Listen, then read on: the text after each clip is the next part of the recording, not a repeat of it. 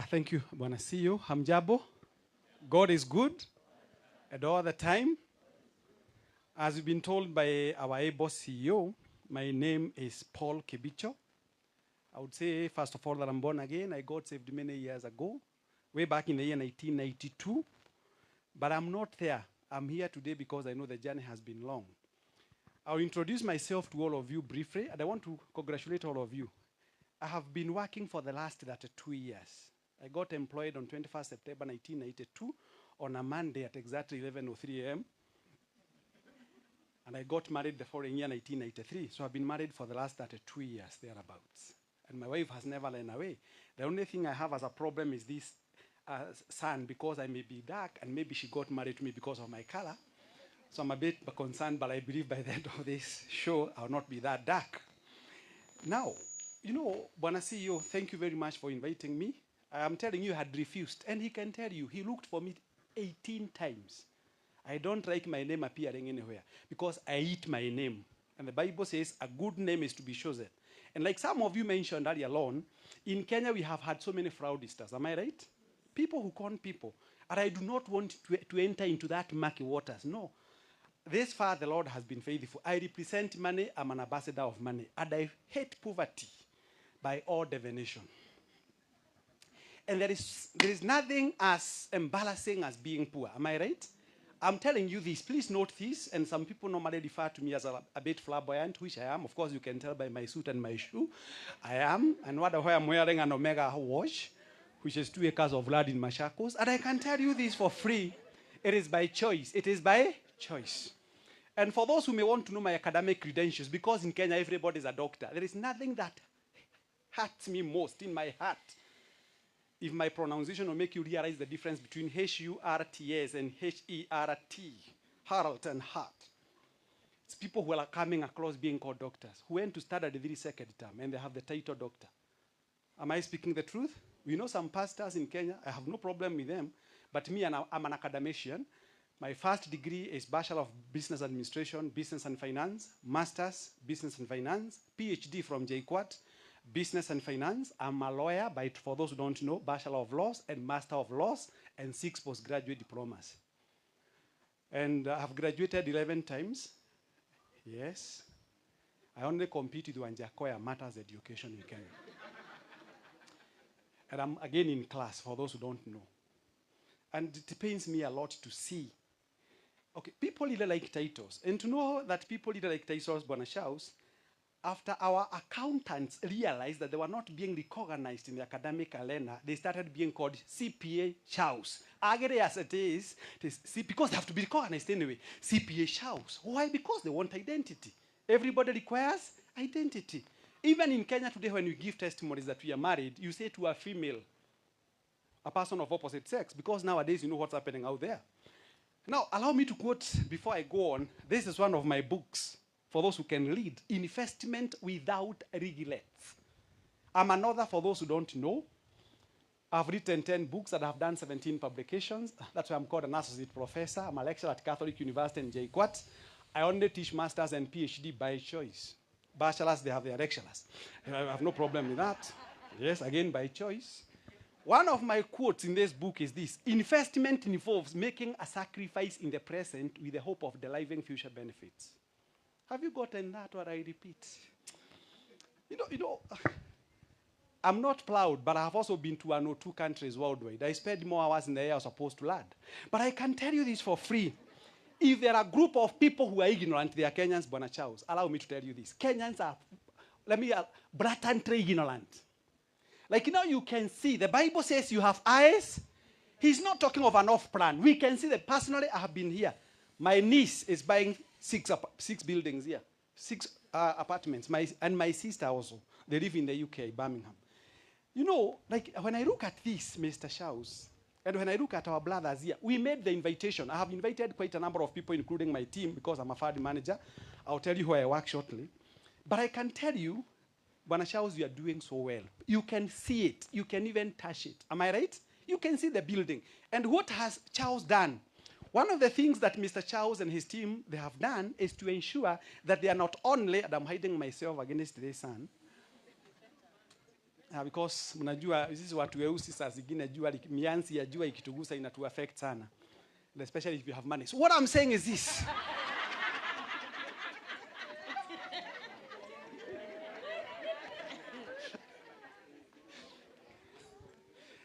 Mr. Jologa, my executive communications, you can actually bring my... So I have a PA also. I've worked with this gentleman, my communications director at my company, Panorama Consulting Company, which has been running for the last 15 years. I'm also the CEO and the founder of Quest Pinnacle Investment Ventures Limited, where we've got more than 300 people from diaspora. I'm managing more than 251 million shillings. When you see me, I represent economy. I'm a walking economy.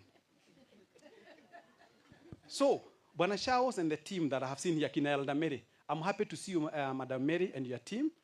And I'll make you today understand a few things. And I have told you there is nothing as dangerous as being poor. Am I right? And ya hukuli nyama, na sio daktari amekwambia usikule nyama, you can't afford.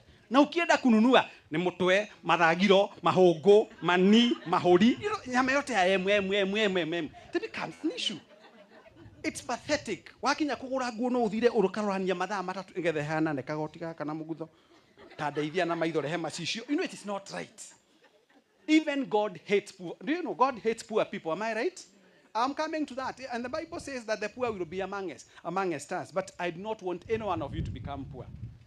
The word poor means passing over opportunities repeatedly. Poor. You can write. Please, next time when you go for a seminar, carry with you a notebook.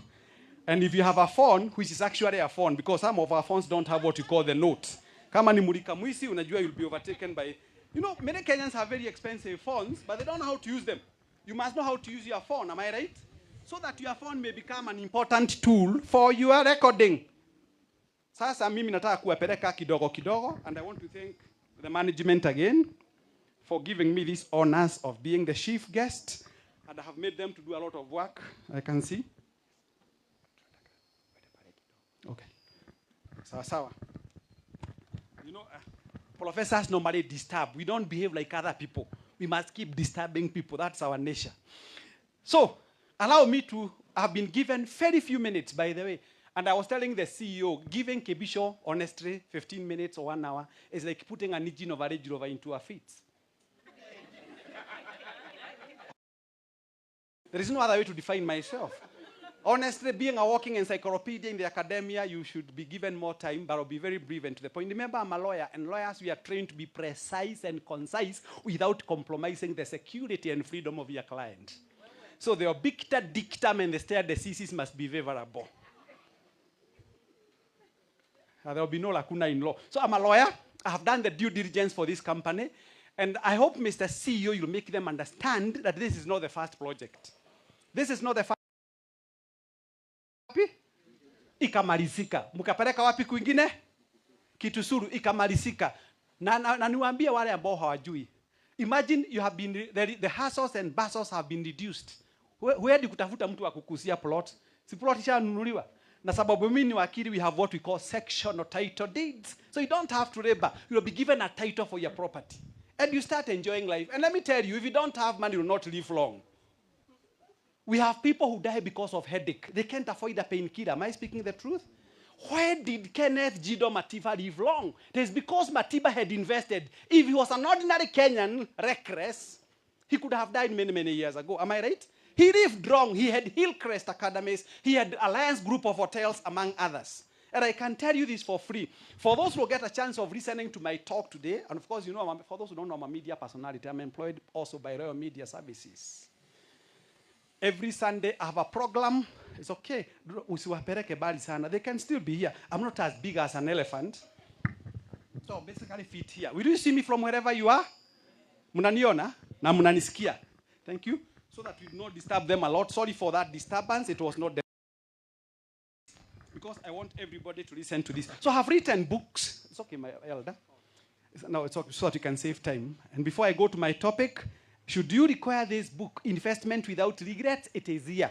Mr. Njoroge, and I discussed with the CEO, and the CEO told me, give them discount.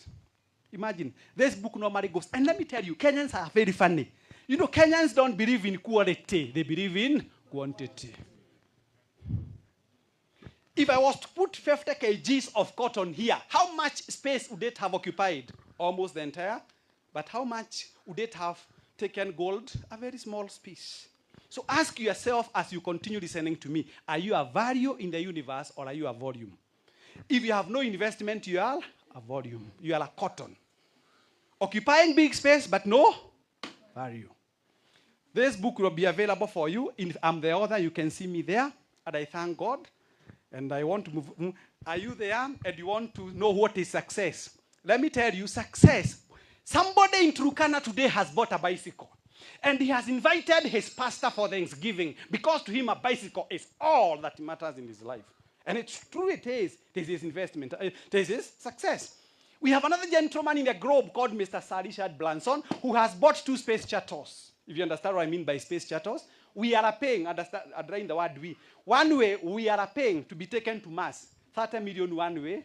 To and fro because of discount, I think we paid 55 million. So you can imagine somebody buying a space shuttle worth 2.2 trillion Kenya shillings. He has also invited a pastor for Thanksgiving. Am I right? Because to him is success. You saw another guy from Narok who graduated with 1 degree. He was the first young man to graduate with a degree in Narok. He was even featured in Citizen TV. Unfortunately, he was actually in a quarry because we no longer have jobs.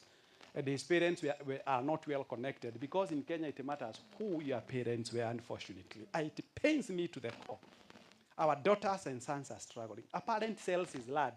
A parent sells his apartment to see the child going through to school. Akimaliza nyumbani tu ni kware, ni duthi. A nation that does not respect education, chances of its growing are very minimal. So, what is success?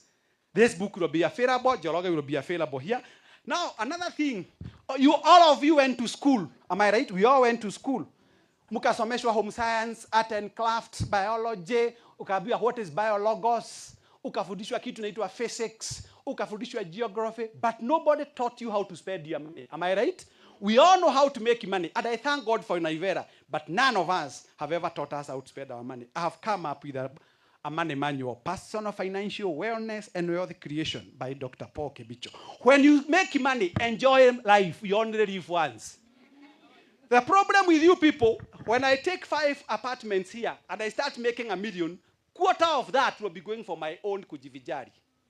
Yes. I thank God I met Pope in Vatican, in his private residence in Italy, a place called Alabama. I thank God I was at Fijakasi, where I met 2 gentlemen who were Nobel Prize winners. Desmond Tutu and the late Mandela was there. I thank God I was in Chicago, next to Rockefeller Foundation, where I stepped into Obama's compound. Anyway, I have got so many reasons to thank my God for. When you make money, enjoy. Hapa kaburini hakuna kitu. Atidokere ya kedo. Akore mutimia after every year. Thie mo batharuta guo. We ndo etagitunguru maine. Chivi. Okay, onokete ngothi icio. Ukauta nguo icio thagatigwo na bikini no kahithari korea ciana. Only 2 clothes. Enjoy life. You only live. How much is, let me ask you this question with a lot of humility. How much is Mishuki enjoying? How much is William Walentimama enjoying? How much is George Saitoti enjoying? How much is Professor Mahoga enjoying? Enjoy life when you can. So when you make money, I have written a book here. After the 60th day, Quality Work Life Manual. I'm the one who has written that. Then some people have been asking me, how did you become a multi-millionaire? I bought my first car in the year 1994. I've never used a matatu for 30 years. My legs are not now familiar with, anyway. So let to say, if you ask me in a lobby, don't ask me. By the way, Marigo. 30 years, 1994, my brother from Mombasa.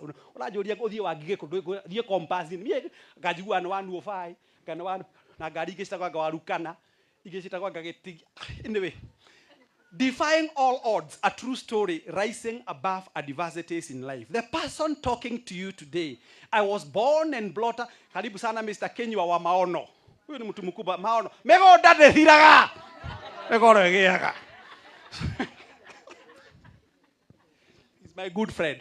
So if you want to know how I was born and brought up in a forest called Kiadogoro, for those who know Nyeri, 18 kilometers west of Nyeri town. But one thing that makes me happy, yes, Jesus Christ was born in a manger, but never became a calf.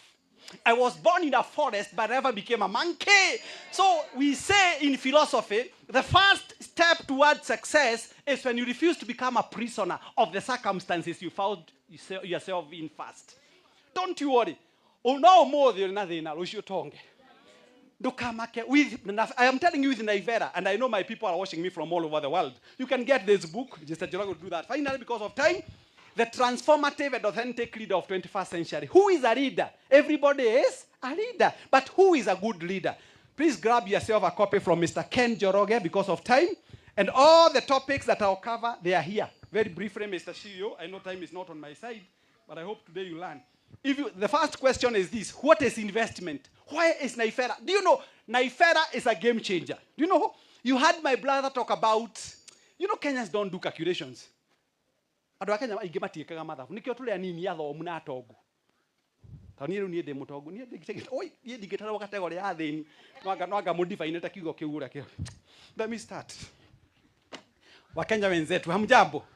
We thank God for Naifera. Imagine how many, most of you people, you say you don't have money. Am I right? I thank God that our left friend, who has been my friend for 25 years, he comes where my mother was born and brought up in Nyeri, a place called Kehuyo in Nyeri. Kamutu made me happy, Reverend Kamutu. He read Biblia. I have been leading to people that book for as long as I can remember. The Bible in the Good News book, in the Good News Bible, Ecclesiastes 11 verses 1 to 4, what a wise person does. Invest your money in foreign trade, for one of these fine days will make a profit. In fact, invest in several places because you do not know what bad luck will follow you. Verse 3, when a tree falls, it remains in the same direction that it fell. Verse 4, if you wait for the weeds and the weather to be favorable for you to plant, you will never plant and therefore you'll reap nothing. What have you been saying in your lifetime? To goja mambo iwe nini? Sawa. 2020 wahubiri wakakuja wakasema 2019 everything will be double 2020 COVID. So if you got my by the way, I'm a pastor for those who don't know. I'm a trained pastor. Tomorrow I'll be preaching at ACK Odero for those who don't know. I'm also an artist. I'm a gospel artist. Do you know that? I'm a gospel artist. Negatho niegũgũcokeria Ngai wakwa nĩ ikĩro nyingĩ ma wanangĩria ũnjĩkĩire maingĩ na manene. I'm the singer. Mũciari nĩ kĩheo kĩa goro twaheirwo nĩ Ngai witũ nĩ tũmaheage gĩtĩo na ningĩ tũmathĩka. I'm a gospel artist, the only professor in the universe who sings for the Lord. If you go to my YouTube channel and subscribe, Dr. Paul Bishop, PhD, QBHSC, official YouTube channel. Let me not mention about my academics and what have you because of time. Our first topic is this, briefly. Creating multiple sources of income. Allow me to mention a man whom I met in Gold Coast International Convention in Australia. Of course, I've been to Australia. I've been to Perth, Melbourne, Brisbane, Sydney. I'm familiar. Maybe more than how I know Loido. Let me tell you this. I met Robert Kiyosaki. I know some of you have read Rich Dad, Poor Dad. And how come A students work for C students and B students work for the government? And the 4 quadrants and the psychology of being rich. It is simple to become wealthy. Very simple. Like now you hear, this house here is going at 1.75. In 2 years' time, I can use what we call extrapolation methods, using the trajectory parameters. It will be 4 million Kenya shillings. Because when failures,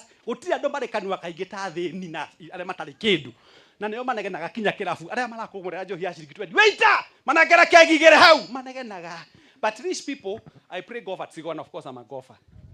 You can tell by my body morphology and anatomy. So what I'm saying,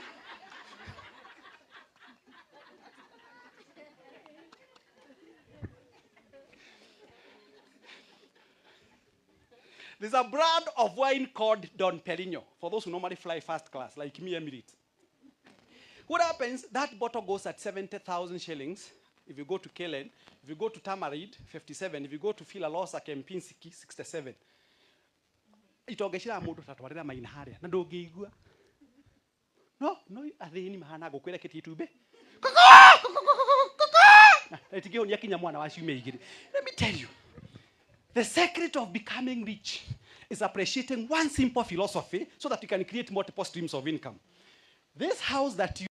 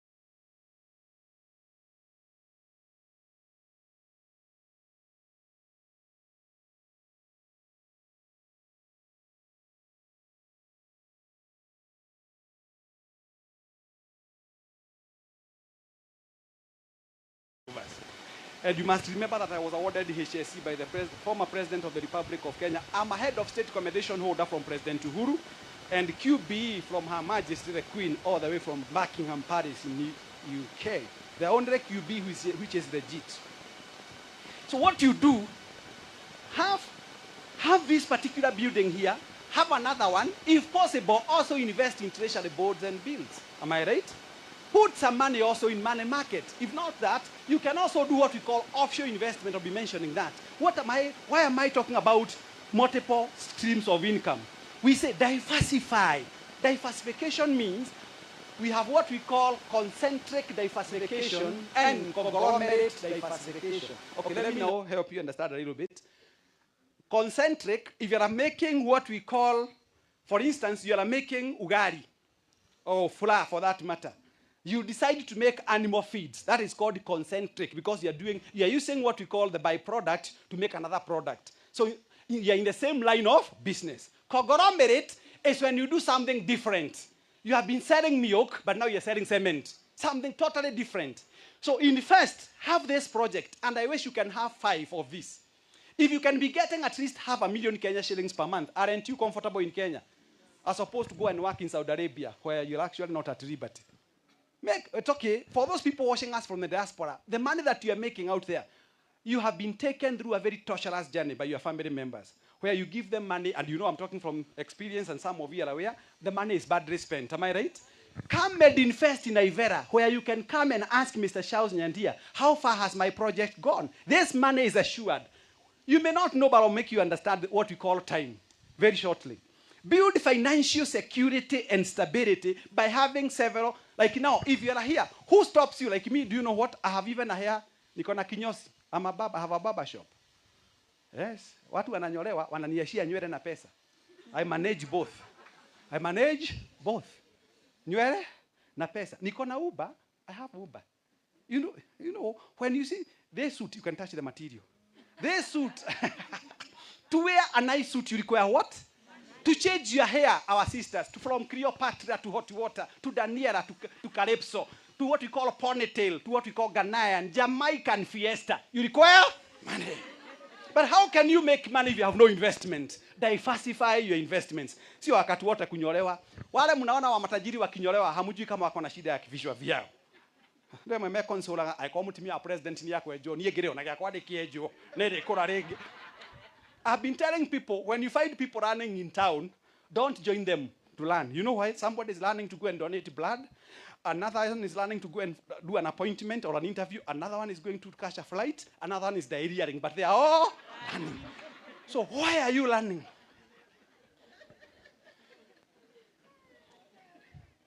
When you make money, people who go up to 60 to retire without prejudice is because they don't have money. Once you make money, I'll be teaching you briefly what we call financial independence and financial freedom. There is nothing as good. The moment you wake up one morning, I'll be coming to that shortly, and realize the money you make from your passive business is higher than from what you get from your active business, you are financially independent. And when you have money, money is so good, by the way. You know what? Wale wako na pesa, wanapelekaga watoto wao kule majina ni masuri na motivate mtoto. Udi Click Academy. Blyban Academy, Pioneer Nova. Then you take your child to St. Andrews Tuli, where we do not go driving, we go flying. Lakini kama huna pesa, Githogoro Academy. Mathare Academy. Even the name is discouraging and demotivating. Money limits. Money? If you don't have money, money limits you. You don't fly the economy class. You fly business or first class, where you are served immediately you enter into your seat. Unapatiwa kasafu na unapatiwa drink. Wale wengine wanagojeanga iwapa tu utapatiwa wakati ndege inaanza kuradi. Prepare yourself for landing.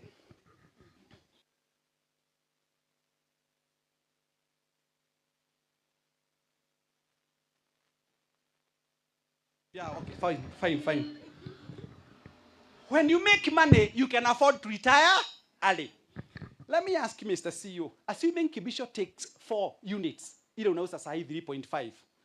Na mnasema hamuna pesa, I'll make you today.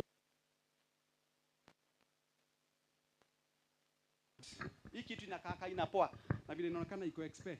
Na next time mnaweka mtu kale kitu kanawekagwa hapa. Hii kitike kwa didenyi tete. So what I'm saying is this.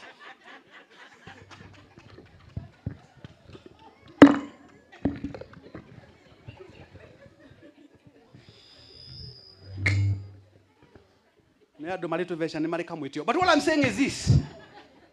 If you can take 4 here, like I called my niece with him and with Mary. My niece is coming. She's actually a top-notch lawyer in London, for those who understand London. And my sister is a medical doctor in Queen Elizabeth Hospital at Birmingham, Somerfield 96. So if you can take 3 now, 3.5 times 4, wala wanafanyaga hesabu. Is it 14 million? Why, if I find you building a house right now, I'll teach you today, and this is something I have taught people. If you have got 14 million Kenya shillings with you, and you are building your house, you are not wise. Your cogosity is low, low, low, low. Please, in matters of finances, there are no emotions. Don't become emotional. I'll be touching your loan up. Please note this. God is good. The sun lays, the earth rise. Now, what happens? I met somebody from our church, PCA. Nikamwambia, how much do you have this? If you have got 14 million Kenya shillings, what do? Don't go building your house. As a matter of fact, your house is a liability. Anything that eats your money is a liability from the accounting point of view. So what you do, come here, take 4 units, that will be giving you 250,000 Kenya shillings every month. You can now go and look for a house in Luda. Ukobore igana. Ugegona nyumire Luda, ugotima na maiko. But who is paying for your house in Luda? Tenants. And as they pay you the rent, what happens every year? The rent goes up. So you'll be comfortably living with other people wherever you want, but you're generating income. Some of you, what do? You go, you look for 50 million, you build a big house in Luda so that people may know you. Wait, na nyumba ya bedroom inya kana inyanya na muri ciana cigana na itire kuo cire ja bururi nigatho kauga my house is number 52 ira muonaga nene number kone ithano na suspended swimming pool, that is my house. Wogerera woki eno nyumba yagatuika thina wakura. Am I speaking the truth? Come here, take 3 units or 4 units, don't you worry. And please, I have told you this because Kenyans suffer from what we call identity crisis syndrome. Identity crisis. Some of us people, we are driving very expensive cars but on loan. You drive the new Harrier at 4.8. Ngatho githika no gathio kancoka mipaki hakuina ya mutungatiri nigetha gutangatho ore opakete KDN hakuina mutungatiri yo kere orimo. I'm telling you, don't build your house, build your investment now.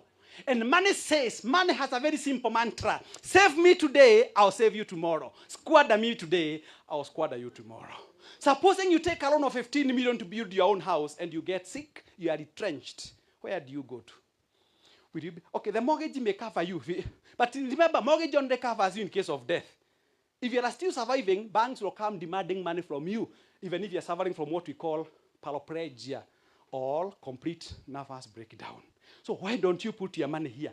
And I'm telling you, this house will be a hot cake. When I was here, people are coming asking, can I rent this one? Naweza chukua hii. So walikuja tukiwa hapa tukipanda na nyumba tukiwa na mbele. Walikuwa nikamwambia, my brother, don't you worry.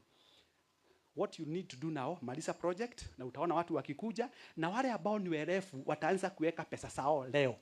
Wahenga wanasema ukiona vielea na bahati ya mwenzio, na wakasema mwenda tesi na omo marejeo ni ngamani na asiye kujua hakudhamini. Na lisemolo lipo na kama halipo liko jiani ranja na mtegemeesha nduguye huva maskini. Na hamba na ukiona vielea, there are some people who are ever smiling. Some people even go for what we call plastic surgery. Look at our first former president. She looks nice at her age. You can imagine how old she is. But she can give some young ladies competition. Why? Because pesa ni sabuni ya roho. Kuna mwigu amishi kwenda indegene. Nduri hiko gathi ruda uyo ukiugwa. Niyo bana bashika na forte. Kugo tiwa wobu. Ona hola hero theru ukirete gutira thina. Yukuhura rugi. No gwathe ni kuga wobu tu. Na njoragire.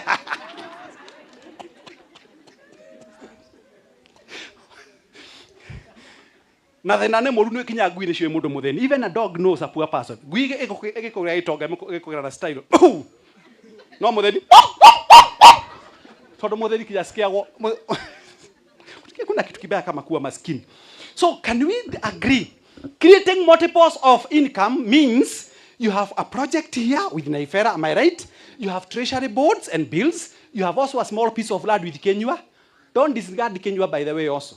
The only thing Naifera has done is to redefine what we call ownership and investment. Why? They are buying the land and putting up an investment for you. What is investment? Anything that gives you returns. Anyway, kihiko ne Naira abirit. Keiko, any. Even marriage. From an accounting point of view. Akireo kuruta. Kuruta. Ido agari. Matano. Ido agari. Shube. Ido agari. Vitima. Ido agari. DSTV. Ido agari. Wi-Fi. Ido agari. Fizi. Ido agari. Juere. You know everything. How hariko igila. So you need to be very careful. And let me tell you this, because I'll mention that. When you're talking about multiple streams of income, and please wale mukona pesa mjue hii. You have heard the testimonies all the way from Milan, Italy. Si ni kweli? Tumesikia wengine, na tumesikia my brother from Mombasa. When my brother was buying that property, some people have that you. Be honest. Kule mago thekereire gai. Niwe kaboni rade thekera thira. Nigwa bagiri ado bagiria kuga. You know, Kenyans see a glass half empty, not half full. And Kenyans are very funny. Let me tell you this. Kenyans are a funny lot. If one company collapses, if one bad company collapses, marriages have been dissolved. I'm a lawyer, but my marriage is still working. So why should you define me with failures in marriage? So we should take a case specifically on its own. Am I right? When we see Naifera here, I'm telling you the brains behind these people, Naifera, you have no idea. It is going to transform our lives and we become economically empowered. You'll be driving a car of your choice. You know, when you have a steady income, you can even approach a circle and take a loan of 5 minutes. Drive a good car. Like the one I was supposed to come driving, but my daughter's BMW X6 blocked my car. Of course, even my daughter's drive. Enjoy life, my daughter, my sister. You on the leave? And he knows I also drive a V8 for a car. My Range Rover had problems. It's at LMA. But what I'm saying is this. Achieving financial independence means you have several streams of income that gives you something by the end of the day. Am I right? If you are a lady, don't you be told by many people, am I right? So why should you always define your success by somebody else's failure? Nobody fails. When your business refuses to pick, you have learned a lesson. I don't lose. I only gain more experience. I heard our CEO say that knowledge is power, period. Knowledge is never power until it is put into use. When somebody tells you you're handling a lot of potential, it's a very civilized way of insulting you, that you are a fool. Because unused energy is potential, but used energy is kinetic. I'm not the one who appoints myself. So, why you left me, my sister? Can we agree, all of us? We are going to diversify our investments. I want to thank people who are here, businessmen and ladies. What you do, when you succeed in one area, please, that is not the only place that God has decided to bless you. Move out, like Abraham. Go elsewhere, am I right? Bring your money here. If you have got a project like this one that you know for sure in the fullness of time, it will start giving you money. Bring your money here. Do a bit of farming, am I right? Also do a bit of farming. We have some people who have become multi-billionaires in Narok by growing wheat. This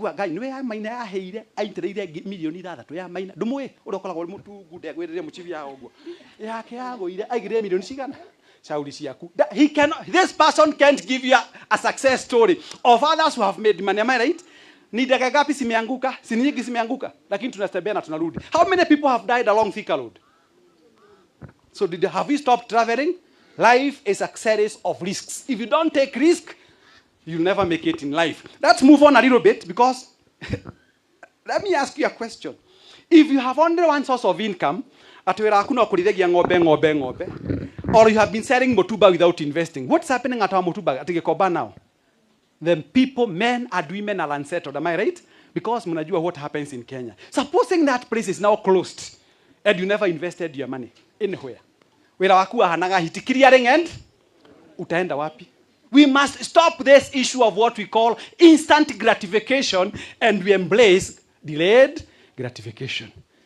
And don't compete, my sister, with this lady. Don't compete with her. With a lot of humility. She can afford a new car every year because her husband is a police officer. And most are traffic police officer, if you know what I mean by that. In your case, your actual is an actual tijaton. Utapata nini? Nothing. So don't compete. Compete your own battles. Am I right? Fight your own. And don't compete with any other person. Compete with yourself, because you're the only one who knows the capacity and the ability that you have. So put your money in. Who told you? Let me ask you. You know, may he rest in peace, Chris Kirubi. Am I right? Who is the owner of Two Rivers? Centum. How many businesses was Chris Kirubi running? Who owned Capital FM 98.4? CK. Am I right? Who owns Reafi Pingo? Almost half of it. Chris Kirubi. What are you telling me? Diversify your investments. Because anything can. Shoshote, shaweza.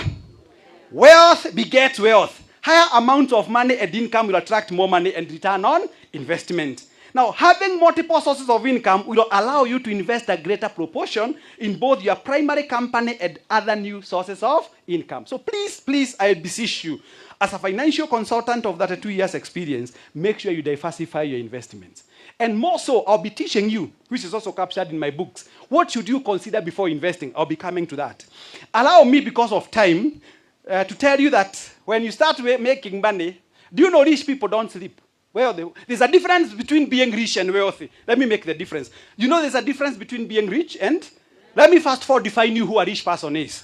Anybody who earns a salary of more than 500,000 Kenya shillings is a rich man or a rich woman. Am I right? And anybody who earns from his businesses or from his investments 250,000 is rich. What is Kivisho saying? You know what? A salary can be stopped. Am I right? What about your investment? When you put your money here, even if something happened to you, he can comfortably walk to the financier and tell him, I'll be sending the money Jennifer was paying on her behalf. Because you have an investment, am I right? So something else you must know, a wealthy person is that individual, even when he's sleeping, money is working for him or her. I'm telling you right now, deploy your energy to make money, but remember there should come a time when money should work for you. Am I right? How do you feel, lady, my sister, when you go garini yaku kwite kabukwiro kabagi, ukahigurwo murago, ugaikara thi, ugakinya muici, ukahubirwo na kaburi, ndukira gwakinya uriro. Agi mundu arekagio ndoro-ini matatu. Fie, no akinya no ari hayo kuri okagwa karimo okagwa. Sometimes enjoy life. You can also become a minister in your own compound. Am I right? You don't have to be appointed by the president. You can appoint yourself. Become the president in your own compound. Why drive the same car like him? If you go to Toyota Kenya, you buy the LX 570. So what I'm saying is this.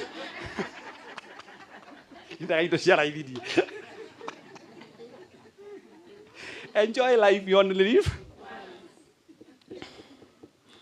When you become your own boss by creating another multiple source of income, money will work in your businesses. What? Let me ask you, Jega Kalome, may he rest in peace. Who owned Jacaranda Hotel? Let me even ask you about, okay, there are many businesses that he had. Was he a graduate? He was a standard 3. When you have several multiple incomes, what you do, you employ the brains.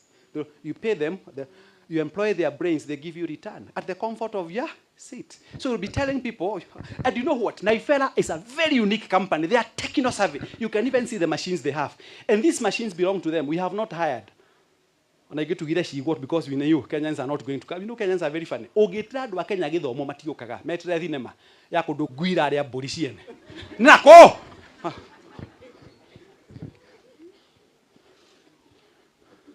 Wana amutimia atengeleta na bagi, ugashira dikorora mwana wake era wa CBC. Kumbe ndeko mukumba bagi na oria mwari ni maroraganire. Kai no kana hai ni maroraganire kai. Alo nelago puma nelago kai oi kai wa. Na batitu aidu orimu. You should put your might where your money is. Put your mouth where your money is. Let's create multiple sources of income so that you can lead and live your dream life. Am I right? Scarcity of money is a very terrible thing. Everyone wants to live their dream life, but not everyone is able to achieve that goal. Why? Because you avoid pain. No pain. Tukasema mtakasha mfuguni. Psalms 126 verses 5. Those who sow in tears shall reap in joy. So I was happy with Kamutu. You know, Kenyans have, when I was getting employed in the year 1992, people said, by the way, I forgot to tell you that I'm also employed by Britam. I'm the only professor in Kenya with a PhD and a lawyer who works in an insurance company. And with a lot of humility, since Kenya became independent like today, we are only 13,541 with the PhD acquired. And the statistics includes the deceased. The ones who are kicking like me, we are only 8,040. Understand that. If you're smart and manage more than one source of income, then you have a real chance of creating the dream life you want. Am I right? So that you can even be driving. Assuming, like now, let me ask you a very simple question. Who is the owner of Quiver? Alamoi Quiver. Si mnajua Quiver? Go to Keno. Don't you have Quiver? Thika Road Quiver? Go to Kiriman. Don't you have Quiver? Go to Gong. Osho mudu adhiga na kakaria kapaka kama dhafu. Enda fatara agodie. Like now, at Naivela, at the comfort of your couch, you'll be seeing how much money has been deposited into your account. Imagine. And you know what? You can comfortably walk into a circle and tell them I need a loan of 5 million and my guarantor, Naivera. So when you hear de-risking, if you belong to a circle, that circle that you belong to can also aid you in acquiring a property here by Naivera entering into an MOU with a circle and you own a house immediately. And you start enjoying life. My sister, you cannot. Only animals were meant to walk forever.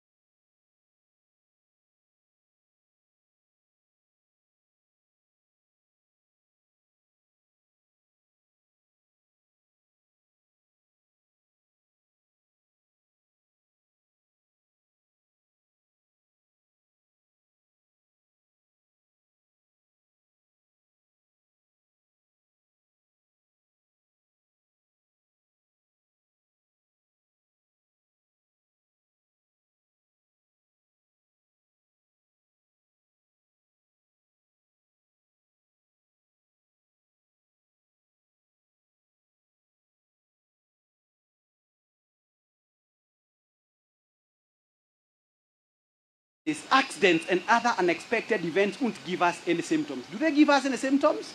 Like now my architect, who actually drew my first house in Nyeri, 1998, for those who want to know when I built my first house, which is now valued at 70 million. He has told me he has a problem with his heart, cardiovascular problem. He has myocardial infarction. He was calling me to put me in WhatsApp group. No, let me ask you. And he was an A student. But well, the only, because he may be watching me, we wish him well. That's an emergency, am I right? He's going to India now, treatment, 5 million shillings required. Where do you get that money from? One thing is for sure, they require money, those emergencies. For those who solely rely on one income, it is going to be a tough time when these emergencies happen because you do not have the additional fund for it. Am I right? So what must we do? As you invest money, also have medical insurance. Have medical? If I find you driving a car like the one I saw here, about 6 million, if my judgment was okay, how do you drive a 6 million car on a third party? Unless you have a problem. Unless whatever you have between your 2 years is not properly divided.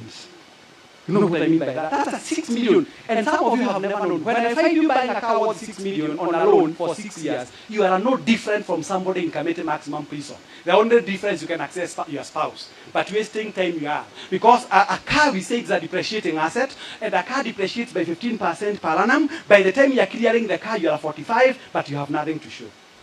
Shauri yako. Once you invest, multiple sources of income helps you to clear your debts. It boosts your savings and grow your investment. It gives you protection. And finally, let me not go to treasury boards. Let me go to this other one because I have only passive income versus active income. Our second topic. I'll take the next maybe 15, 20 minutes in my visit. What is passive income? When you buy this house, who is managing the house for you?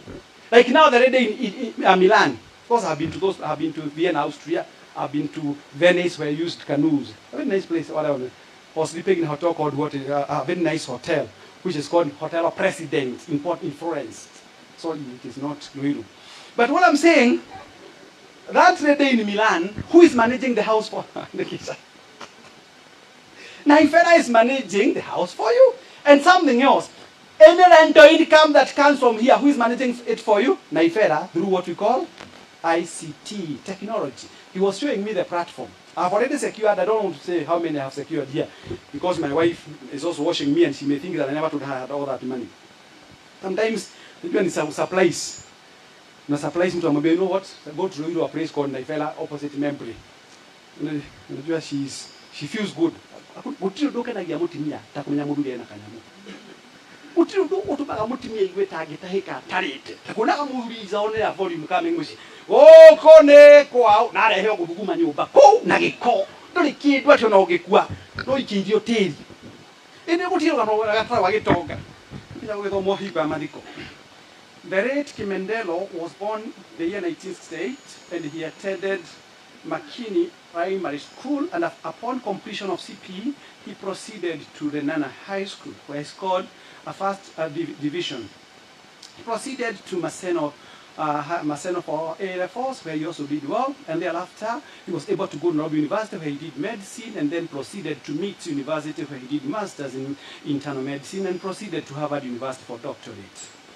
Thereafter, he met his sweet wife in a hotel in New York next to UNESCO headquarters, and they tied the knot at a place called Chicago next to Oprah Winfrey Studios. They are blessed with 3 children. The first one is a pilot, the second one is a medical doctor, the third one is an engineer.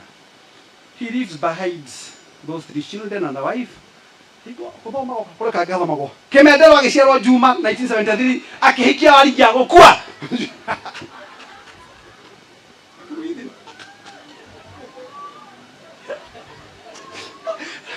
No, I was Simon Makode. You can imagine Makoha. He had a 96-paged CV. You remember? It's good to leave something. Even the Bible says, Mr. Kenyua, a wise man or woman leaves an inheritance for his. Yes. So passive income, 2 minutes, because I'll be very fast on this. When you buy shares, for instance, of Safaricom, do you go to Safaricom Westlands? Korea, Mr. Degwa, how far have you gone? You know because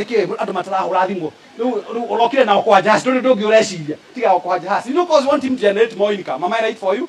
But what do? You just wait and read what we call the company balance sheet.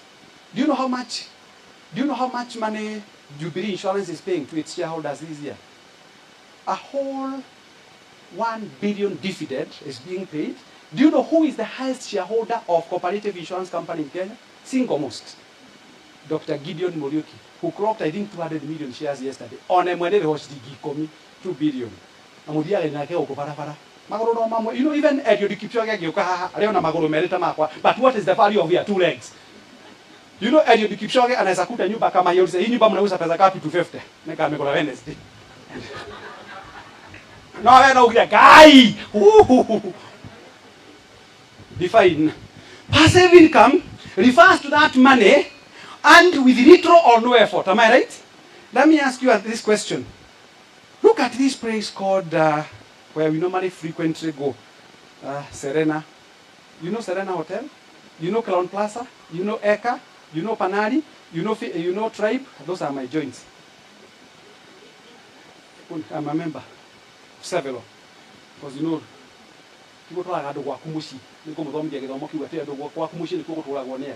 your house is not a restaurant.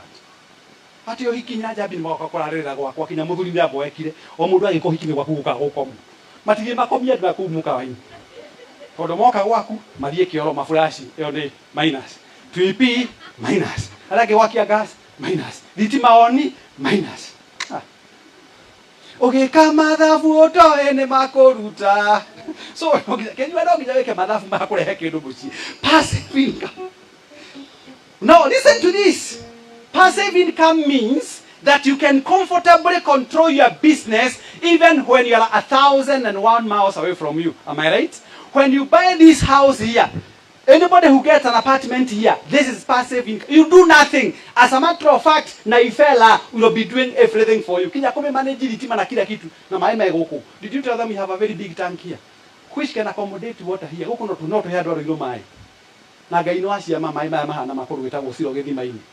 Na mundu kugura buroti tona mundu othe kugura nyumba ino guikara miaka igana ria 25 tona nyumba ya kirathimo. If you want to live long, have what? Passive income. I was asking you, when you buy shares of Safaricom, you don't bother to know how they are operating. The only thing that you wait for is what? Dividends. In my circle or in circle, like now we were paid a very big dividend, 17.5% on share capital. And 12.2% on members' deposit. That was 30%.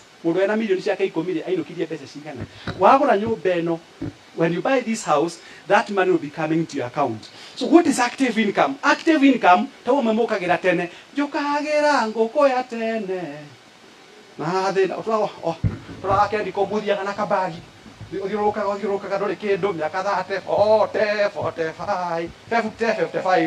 are you aware you have 5 years to go before you retire? Umri wako sasa. You are even being threatened by your employer. Umri wako sasa.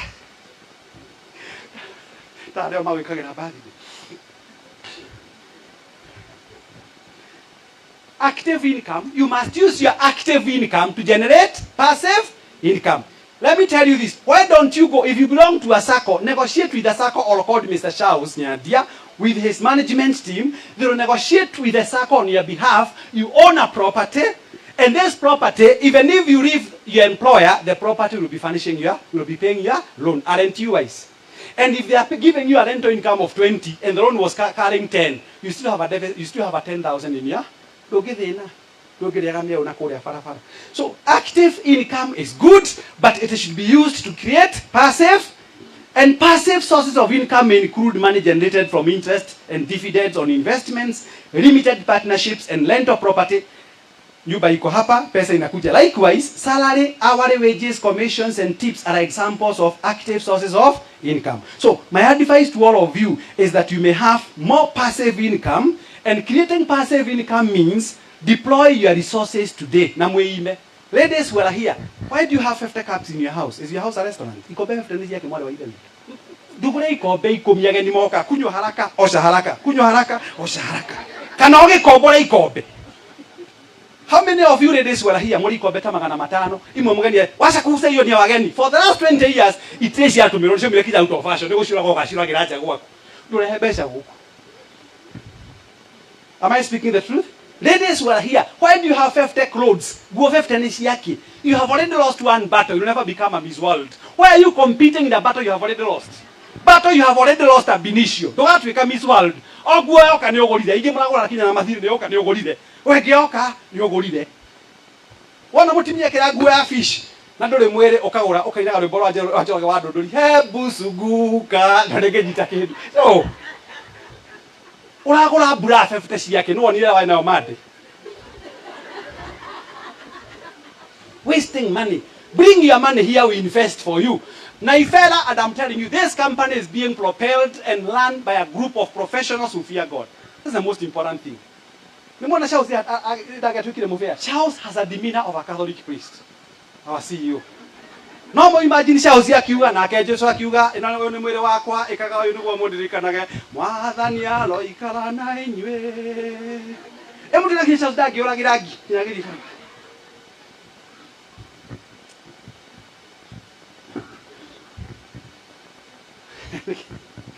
Na inywarume ndimwire undu men. Nadina Kieha, I have never taken beer in my 50 years. I have never smoked in my 50 years. But I can tell you this.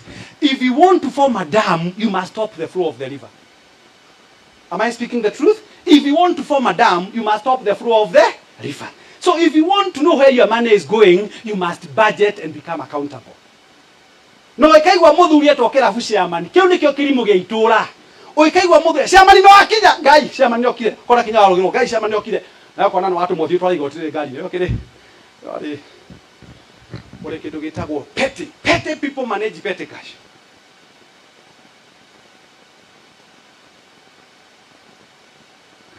Passive earning is a active one.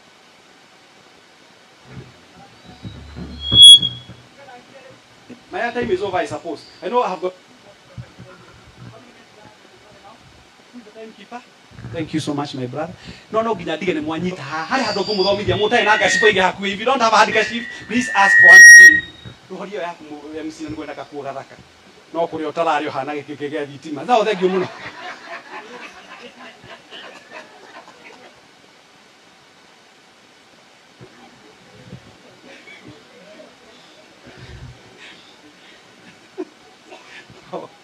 Let me come to this. Karibuni wageni wetu. Allow me to mention this, then I go to the next topic. Passive investment requires little or no effort, time and energy. Please note that. Sir Richard Branson, you'll never find him in Heathrow Airport, Gatwick International Airport, or any other island or wherever. But he knows the aircrafts are doing what? Flying. For those who travel widely, we have Virgin trains. When I'm leaving Düsseldorf for Stuttgart or Frankfurt to go to a place called Lucerne, from Düsseldorf to Lucerne. Lucerne is actually in Switzerland. It's about, I normally take 15 minutes by using the bullet train.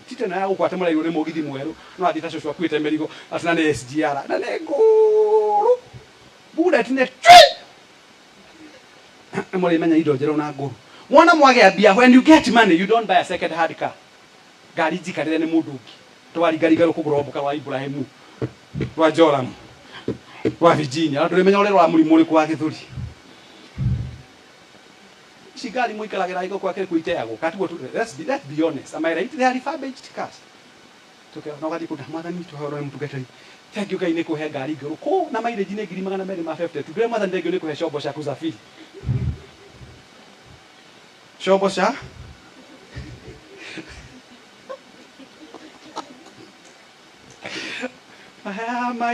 Generate money while sleeping, vacationing, or doing something else. Passive income gives returns after making the investment or finishing the task. I'm telling you, Dama Kamuno Mr. Shaus, already this part is completely gone. It is already done. Mary can confess. So an elder of a church. Elder is there. I was here, some people came. Where is that gentleman who came was very happy? One then you been again, Hatani. Okay, to for the parade. On a new bagay. Charles, is this what you have done? I go on and you remember that gentleman shot? I was very, very impressed. The miracle can come show the in fact, I can't miss a chance. I called it and get it. Imagine you get you going to go to Rariho. In your awkward career, when you mean you're going to Ripago. Where house is a quanta, like you many people on a house. That's how we become rich. We are coming to Mutogun, Kinyamukin, Mudu, Kanyamaki. Any more than a Kanyamukin in Ugaga. I will get a comment Mutimio Taliki, do they can I back for a minute? Mutimio Taliki do bag you dokori. Oka Ganael, on a Gita Muti Mudogimo, I we can go my Irena Kahatika TP now, Murikamus. What's the Mudogimuku here? You knock me hat the cado. Bagging a cado de Kua wall, bagging on a kid with. Bagging a cado, You walk with purpose. You walk with purpose. And let me tell you this. My greatest motivator of all times, may he rest in peace, Dr. Miles Monroe. He was saying the greatest tragedy in people's lives is not death, but leading a life without purpose. What makes you wake up in the morning? When you have an investment like this, it will make you wake up in the morning knowing that in the fullness of time you have something coming your way. So active income, applicable only during the working or a business period. Being awake, active, dedicated, working, taxable, in a category, housing graphic. There's a time for even enjoying life. Active because neither you get kinya like communicate, nemo, no lagagero kolagero. Kinya mother makoria, it is 1 to 2. If you can't be the 2, show course. You are kinya kinya mona thulu mulamu tigadi na dimu. Sinikwa kwa sababu. If you go to some, oh, I can see Mr. Bogo. How are you, sir? Mr. Ian Bogo. He's my good friend for many years. I appreciate you. So, enjoy life. You only live once. Let me go to the next one because of time. Budgeting. Most of you people, he's seated here. You say you have no money. Am I right? If I may ask all of you here, you have no money. On abuku shita okegoroni. Utakeleke do new. Tutire bi application. If you were Matigane mother ni digane je. Soni edige. It is not how much money that you earn that matters. It is how you manage the little that God has given you. And we say, if you can't manage scarcity, you can't manage abundance. So if you find yourself struggling financially, it is because God has defined you as somebody who is a headless chicken, who is landless, who can't manage more. A good story in the Bible. 2, 3 people. 5, Chekeri, 3 and 1. For 5, he made 10. What did Jesus say? Welcome my faithful servant. Congratulations. Yule ambaye alikuwa na moja kwa kitanda, full. Adeni balikuwa hamwenake. How do you, let me come back to this budgeting. Like in the Republic of Kenya, what is happening? What is in the public space? Finance? Bill. What is hurting Kenyans most? Sio taxes. Atemukata tutafanywa nini? Na ile gari yangu which I ordered. Sizes. Ate gari yuko kuna milioni yetu urehage. You know 2.5%. Either 5 or 100,000. Why is government budgeting? We normally have what we call a budget policy statement. What is a budget policy statement? I'm coming to your houses today. Before you start spending your money, you must first of all ask yourself, how much do I require to run my day-to-day affairs?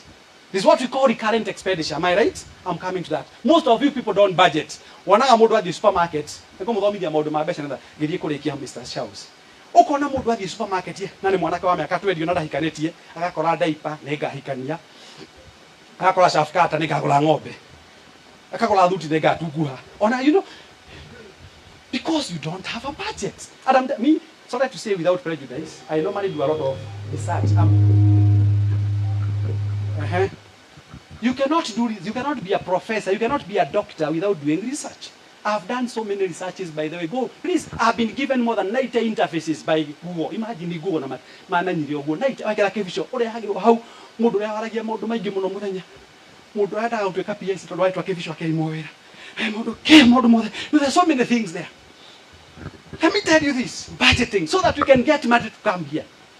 First of all, identify your streams of income. Before you budget, you must identify your streams of. So what am I saying? What is your gross income? How much are you making in a month? We assume 100,000 shillings. If you rent a house, how much? You have to look at what we call the basic requirements of life. The first basic requirement is a shelter, because you have to live somewhere. Okay, during the olden days, the Homo habilis, Homo sapiens, and Homo erectus, Kenya, Pithecus and Janthropus, they were living in caves. They were wearing goat skins. But due to modernization, we live in a house. So if you are earning 100,000 shillings, your house should never exceed, your rent should never exceed 12.5% of what you earn. What are some of us people doing? Some of us here. You're even becoming a prisoner in your own environment. How many prisoners do we have? Nomoron, emergency, mshwari, hasolafad, kwa jahasi, get what you need to use you need to take a beer, tala na harä ngä tå maga atä njiguaga må ndå ahekwanga cioka cikarengwo. Okay. Let me tell you what is budgeting. And please, before I go to the last point, which will make some of you feel bad, and I told you in matters of finances, don't become emotional. Please don't be emotional, please. How many of you budget their money? Number one, if you want to become financially independent, budgeting must be an integral part of your survival. And some of you people here, the first rule, I'm not going to remove the parochial beliefs in denominations where we believe our faiths aside, because some of us may not be having specific denominations. But for Christians, allow me anyway to say, the first thing that we do when we get paid is we pay tithe. Am I right? Pay tithe. Because it's God who has given us. Whether it is controversial from your echelons, please leave it at that. Number two, you must learn to live within your means. Live within. Ogana njuire no nera ciringi ngiri igiri o mwisho wa mweri ejwo ti hakiri si ejwo ni njuire ejwo na nere kura ringi. Am I right? Especially those people who are 40 years. If you are here and you are above 40 and you have no investment, make sure nobody leaves that, especially 40 people. Matigiti miaka kifa umaumeri. Atuike kivyo kule ciana hwaini. Hello, wagari. Mutigekirikana na ngome akuhikirie na niguo ndeanikaga ta makongo mukiria nyama icio mungirohia nda. And the Bible says your tongue has the power to bless and to curse. Why are you cursing your children? They never joined you in your meeting to bring them into this universe. You decided. It was actually an optional. It was an optional exercise. You could have decided otherwise. There was an emergency pill. There was what we call an opplant, an AUD. There was abstinence as well. So it was deliberate. And choices of what? Choices are here. So if you must ask yourself anytime you go to bed, is it a Premier League or a friendly match? Because Premier League has financial implications. You may think I'm joking. I'm telling you, I'm a financial expert that has 2 years experience. Yes. Who has appeared in the newspapers 275 times once again, not obituary column but shakers and movers.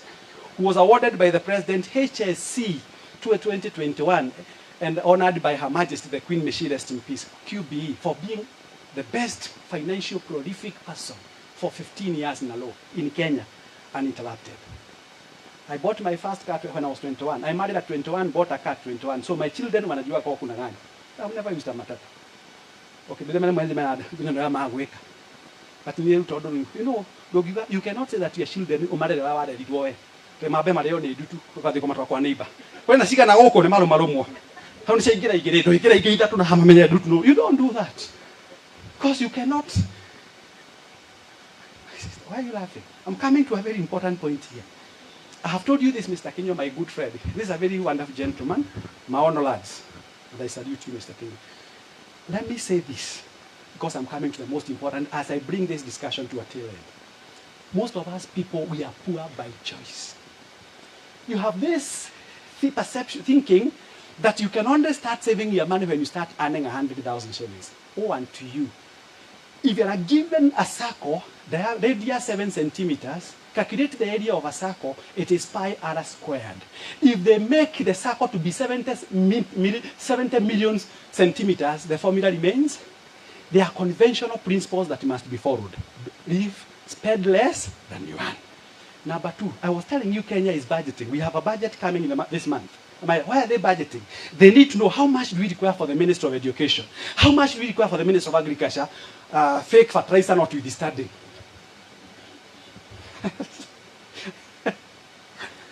How much we require in the transport industry, the 200 million air freight, notwithstanding. So what I'm saying, there must be what we call prudence in resources management. So by knowing how many children do you have, and how much is the school fees, 200, how do I make it to raise the 200,000 shillings? So you allocate money. Budgeting means know how much money you make from your various sources of income and know where to. Investment is not a by the way. Investment is not an AOB. Investment is a conscious decision which should also form part of your budgeting. And let me tell you this again. People who don't save money, they remain poor. Let me take you through a journey now. We are talking about budgeting. So I was telling the ladies before I forget. Number two, we have said pay tithe you do. Number two, live within your means. Am I right? Number three, never ever go to the supermarket hungry. According to consumer behavior, if you go to the supermarket hungry, they have already studied your psychology. What have they done in the supermarket, Bwana Bogo? Ukiingia kwa supermarket, hena riko hau, hena nduma, hena ngwaci, cabaci cia brown, cia white, mutura, muteni, mukimo, no gimbi na mwere no curo wa mukio na hinya wa thuri tote. Na curo. Ndio tunabia. Oteta ujuji power. So wonaga waigira immediately waigira ona mundu kwanza uri muhutu already atia 50 negera iri gai ici ni cabaci cia brown negera nuthu karara gai maya ni marigo tahere riru ukona watumira ciringi ngiri cigana or maybe 1,200 on money that you had not planned. What does that mean to your budget?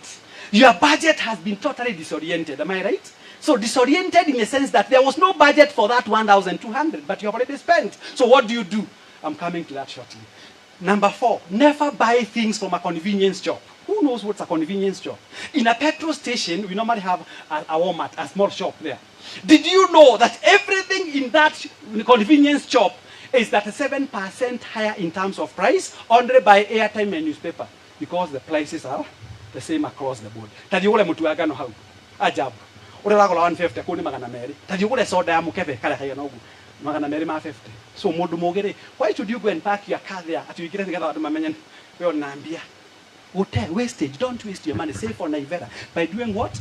If you want to succeed financially, you must follow these rules like the 10 commandments in the Bible. Although not many of us follow. Never go to a convenience shop. Before buying a major item like a house, an apartment, do due diligence. Do due diligence. For this house to be here, it has been properly inspected. Everything has been done by him. Haven't you gone to all the departments, the building, planning, whatever? Even NEMA, you have a letter from, these are the kind of buildings that I put up. So one of the things that, there must even be a kebao there saying, we are NEMA approved. Am I right? So, do due diligence. Before buying a car, please do window shopping. Do window shopping. I remember we had gone with Joroge. I was buying a courtesy car in my office. So if you understand what I mean by a courtesy car. So courtesy car means affluence and opulence. So we went to Giggs Motors. You remember we went to Giggs Motors? The car was costing, we got 2.1 million shillings. Then we went to Signature Motors. And a better car we bought at 1.7. How much did we save? Do window shopping. Number 7 or number 6, before I talk about window shopping in details, make sure you have a professional with you. Before you buy a piece of land and ask Kenyua is here, we have got so many unscrupulous people out there. You hear we have a title being owned by 7 people, am I right? Nowadays, even going to the lands is not enough. Even having a lawyer like me is not enough. You require to have an expert so that you can understand what's a green card and whether the piece of land you're buying has incubalences. For this building to start here, it has got no incubalences. Number 6, number 7. Hii mtashaga. Avoid get-rich schemes. Ponzi schemes. The other day you saw, within 2 days, 7 people had gone to the world coin. Mamore kwa ndio mundu akanengera ogiri mugwanja utoe kana ni ugukua kana shaitani murage gwatanira nayo kinya gathuri gakoro kamia kana haha mokuona ndireko. Didn't you see? What about quails? What happened to quails? Some of you took loans mugithie kugura quails. Am I speaking the truth? Hii mwe moboka gioguo muthuri ungi wa ko malo kwa kire matumbe thate mako tondera gwa are matumbe thate solar panel hydro na battery ciothe cia battery horsepower ituika ngiri imwe twamuthikira kiumia kimwe riti. Ponzi skills. So avoid Ponzi skills. If you understand what I mean by that. There I mention, but allow me not to go deeper into that. Please only invest your money where we have a legal framework. Legal, like in this building, among others, and if you staki kutaja megina sababu najua kidogo, they appointed me to be a silent ambassador. So I'll only go wild when they pay me. Silent means they are still scanning my CV because the money I was asking them, you have to break it egg or to break the bank. But I can tell you this. Another thing that before taking a loan from a financial institution, do the cost of finance. How many of you go to the bank to take loans? Ask him.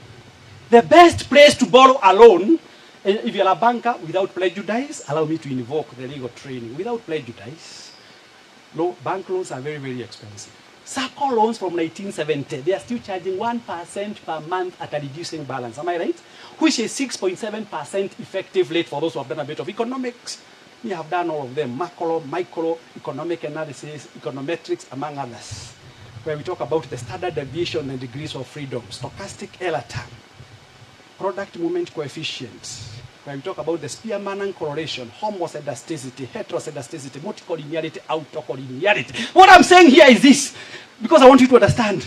Before you sign that dotted space, do the cost of if you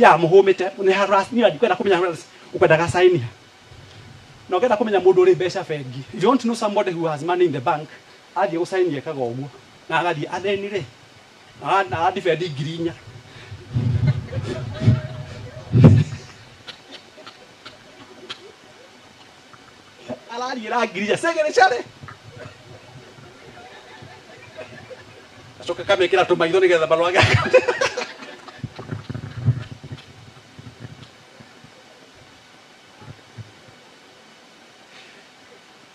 before taking a loan, do the cost of finance. Lastly, because of time, then I mentioned the final thing on budgeting. This one I can talk at a confidence level of 99.95%. Or level of significance, maybe majority of us, we don't do this. Let me now come to where now pay your attention, because I'm coming to tail end of this. Now, please take a paper and a pen if you have one. Next time, the fella provide notebooks. Like, you are a very bright lady. Please always, because I'm a preacher, I did the art of homiletics at PC University. I graduated in 2005. I'll tell you this. Many of us, we don't carry notes to our churches. Am I speaking the truth? Esperando. Now, Matthew 752. Was it Matthew 752? It was either Genesis or Revelation. Confucius theory. Let me tell you this. Now, please underline this, because it is what will bring our talk to conclusion with you today. The final one, I could have given you 20. Should you require the 20? They are in my books, by the way. When I and Bobo have written a few books, I have carried not many. When I'm going to, like now, I was invited in London Credit Union. I carried 2,000 books. Even before my seminar was over, the stock heading. If you want to hide anything in Kenyans, put it into books. Am I speaking the truth? Kenyans have acute allergy of reading. Now, oh no.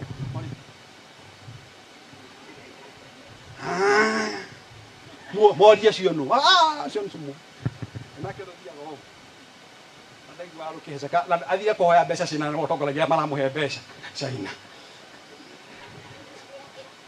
Let me tell you this. If you want to hide anything from Kenyans, and I'm telling you this because I know I've got several scholars allowed, put it into books. Let me come to this point, because I'm concluding. I had to use my time. You know, he can't afford it to start. You don't stop a professor, have we?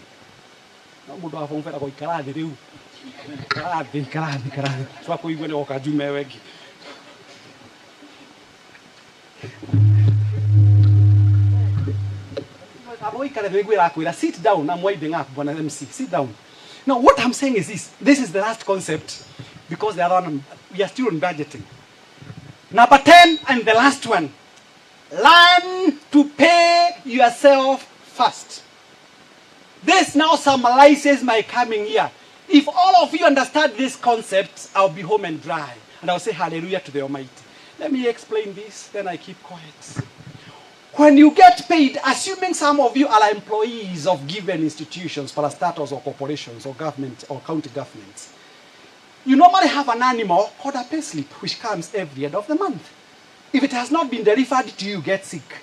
Your healthy deviate from norm, and your palpitations normally gets completely distorted.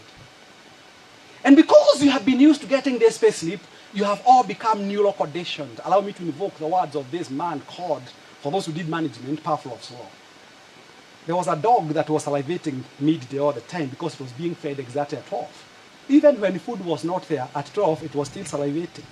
It's called classical conditioning. So, every 30th you have to be paid. So, you behave in a manner that everybody knows you've been paid, including the shopkeeper who leads you.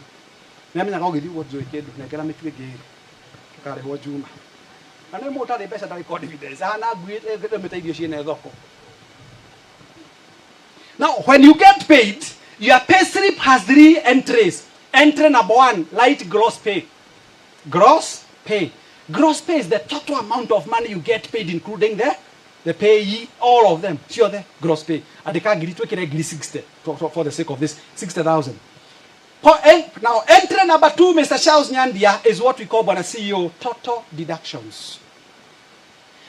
We have used a practical example of 60,000 shillings, so total deductions 48. And that is, I'm giving you a practical scenario of Kenyans. Remember, I do not speak from a platform of ignorance. I normally collect data, analyze, and give an empirical influence, which can be comfortably confirmed if taken through a scientific process. Hallelujah. Now, so 60,000 minus 48, how much remains? 12, which is called the net. So, among the 3 entries, which is your actual money? Pesa yako halisi ni gani? So please, I do not want a chorus. You allow me to mention one item at a time, and you state your position by lifting your hand. So those who say net is the actual money, mkono juu. Hakuna shida, nikusoma tunasoma. Thank you, my brother. You must belong somewhere. Ama meta ya sio genio ya. Kenjoe. Na godia ke rosho ge givito ne adi odia kama ita makurude la mudu we mokoni. So lift up your. So those people who think net is their money, mkono juu, net is their money. Thank you, net. Thank you. Quite a number. Say some number. Those who say gross pay is their money. Gross. 1. Gross. 2.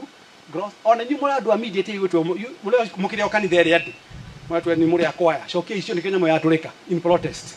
I want those who say gross, I have 2. Mkono juu 1, 2. Yeah, there. Those who say net net pay is their money. Mkono juu. Kwanza net. Again net. Gross pay. 3. Total deduction. None. You have all failed my exam. That is what I told you. You heard Mr. Bogod said at 99.95 confidence level. I knew all of you are going to fail my exam. I knew, and I was speaking from a point of accuracy. Let me now explain to you. Number 1, gross pay is never your money. Why? Because of, even with one technicality called pay, one technicality from a legal perspective, that is not your money. I'm not going to explain. So gross pay is never your money. Net pay is never your money. Net pay is the money you keep so safe for everybody to come and invade. The first person who invades, landlord. Am I right? The second person, quick mat. Rich as he is, he invades your payslip. The third person, Wi-Fi. Am I right? The fourth person, mtu wa matatu. The fifth person, mafuta. Kama ni yagari, ama ni. Number 6, house girl. I'm house manager. Number 7, you have somebody called even a pastor, he invades your net.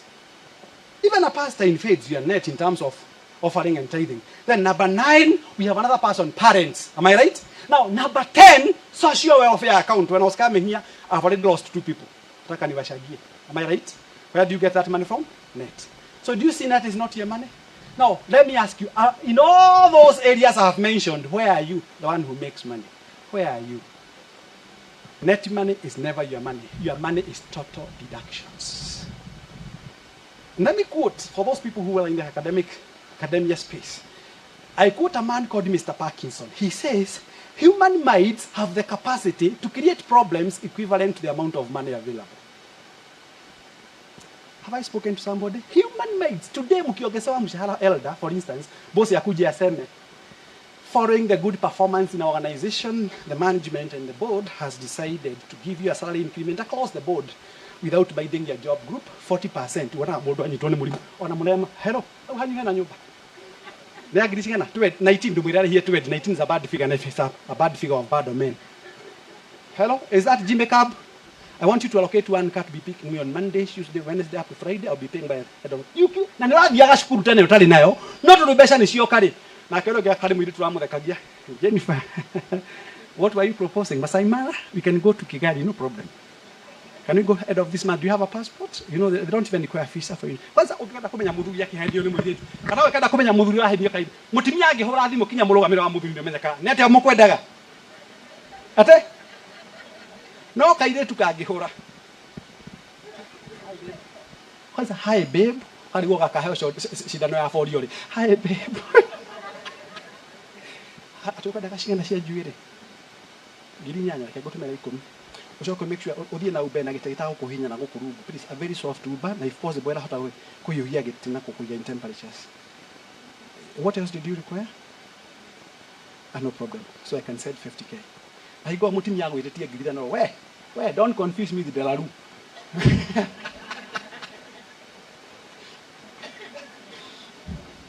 Now, I have already told you, the question is this.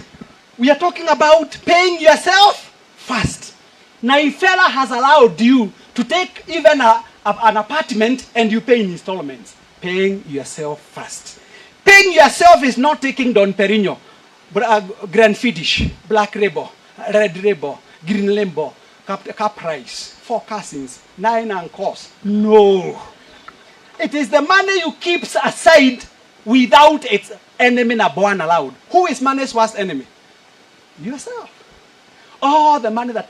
There is a very strong relationship between your age and your wealth. That's what I said. Now,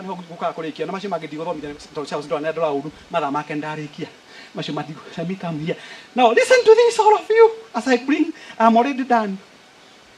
Listen to this. If you are 38 and you have not made up your mind, don't come telling us at Jojo. Are you Jojo? The circumstances of Jojo are not your circumstances.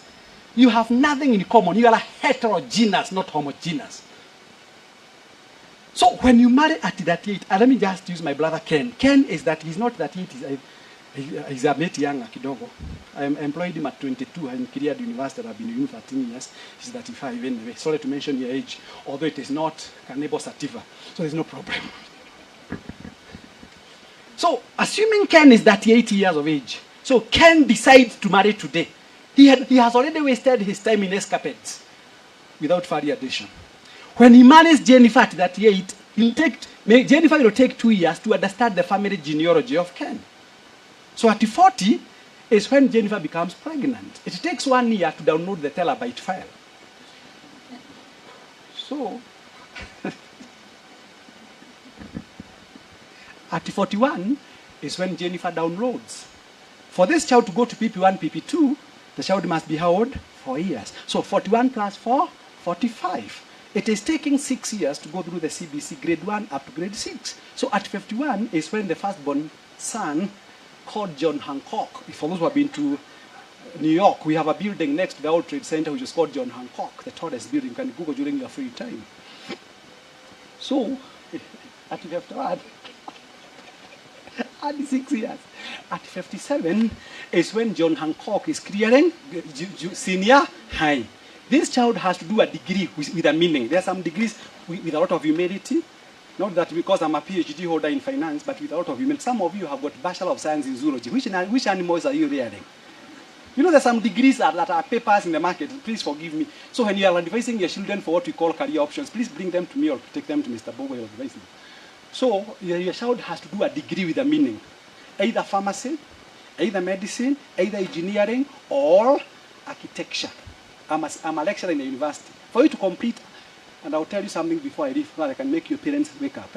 So 7 years, take 7 years. So how old was Ken by the time the child was clearing senior high? 57, add 7.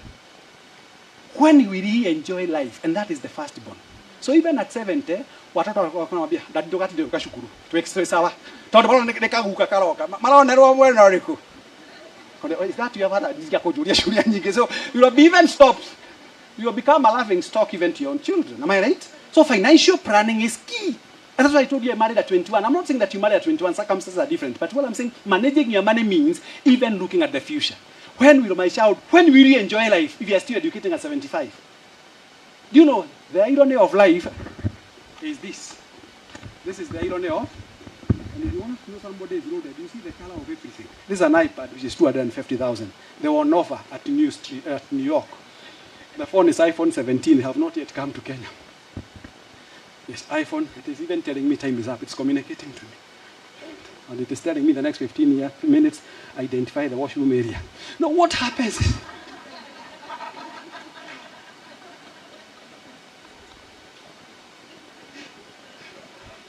Now, as I conclude, thank you very much for coming closer because I'm waiting up.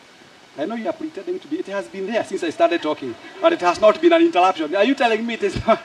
You know, I'm a psychologist. I'm an expert in behavioral activities of homothams and poikilothams. Now, what happens is this. Between age 1 to age 24, all of you looking at me, you were at your youthful stage. Am I right? And the Bible says what?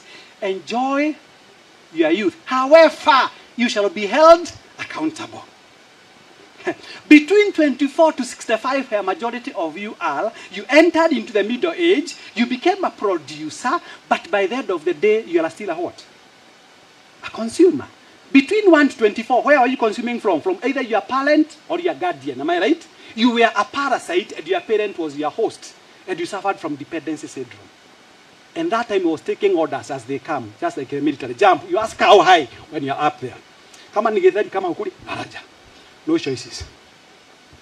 So I'm saying between 24 to 65, you enter into the middle age, you become a producer, but you're what? From where do you consume from? From your salary. And the word salary is not a mistake. The word salary means struggling in anguish, laboring, awaiting retirement yields. That is what the word salary means. Salary means struggling, because salary is a struggle, laboring, awaiting retirement yields. See the mention. I said salary is struggling. I have already put a preposition in. Struggling in anguish, laboring, awaiting retirement yields. Now, between 24 to 65 years, we refer to that time as the PET time. PET time means prime earning time. But majority of you refer to that time as the prime eating time. That is when you enter into a showbiz competition. Sometimes you see ladies wearing the same hairstyle. Ikigia kwa soko unaona. If they'll come a mad lady one day in Nairobi, awe amenyolewa yote sababu daktari amesema unyolewe nusu yote kisha uende hivyo. You'll see how many healthy, stable mentally people will be having their hair shaved in half. Because most of us unajua they copy, pasting. So prime earning time. Between 24 to 65 years, you establish a lifestyle. A what? But what is financing your lifestyle? You have the energy, you have the money with you, but you have no time. Now, between 65 to 127, because that's when I'll die. Personally, I have already prayed to my God, because the Bible says, ask, unless it is not the book of Matthew chapter 7, verse 7. The Bible says, ask. So I have already asked. Knock.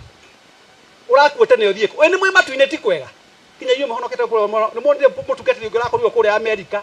Mundu aracomona na hiko arahunjagia ngai mutungateria arorire na arahunjagia te iguru ndiko yakore kora ndo ndathe rwangero ndatha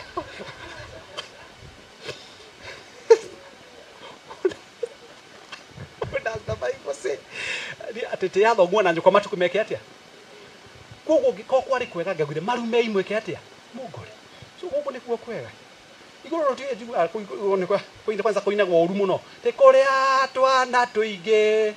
So what I'm saying is this. Now, between 65 to 100 years, you enter into the old age, you become a non-producer, but by the end of the day, you are still a what? A consumer. Now, the older you grow, the lower your level of immunity goes, and you require to be seeing a doctor more often. Am I right? You know, doctors are very funny. If you have a medical doctor here, forgive me. I suspect this lady is suffering from hyperemesis gravidarum. No, hyperemesis gravidarum neke morning sickness. How do I meet a morning sickness? This is hyperemesis gravidarum. This person must undergo coronary angiogram. He's suffering from what we call palpitations. In other words, we call them arrhythmia in medical terms, and therefore he requires to be taken through coronary angiogram. I can speak the American if I need, but to who? Now, what I'm saying.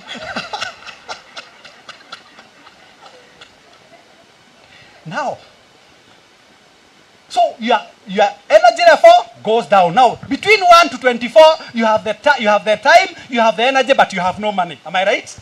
Between 24 to 65, you have the money, you have the energy, but you have no time. Between 65 to 100, you have the money, you have time, but you have no. So, what am I saying? Unlike a product, when Colgate was becoming obsolete, the product development manager decided to come with what we call Colgate Humble that gave it 10 years shelf life. When Omo was almost becoming obsolete, they came up with what we call Omo with Powerful. when FRD was becoming extinct, they came up with what we call FRD Packer Power Premium. Never say die. Shall we have Nyadia Fabo, Nyadia Habo? So your energy levels must go down. If you want to enjoy life, you must have enough passive income that will be able to sustain you longer when your energy levels goes down. And the place to be is nowhere else apart from Naifela. Kilisho na mwanzo hakina budi kuwa na mwisho. Na asiyekujua hakudhamini. Na lisemalo lipo na kama halipo liko jiani la jana ande neno hunena muungwana ni kitendo. Na usiposimba ufa utanjengama. Na majuto ni mjukuu huja baadaye. Na ukistajabu ya Musa utaona ya Firauni. Organize now or agonize later. God bless.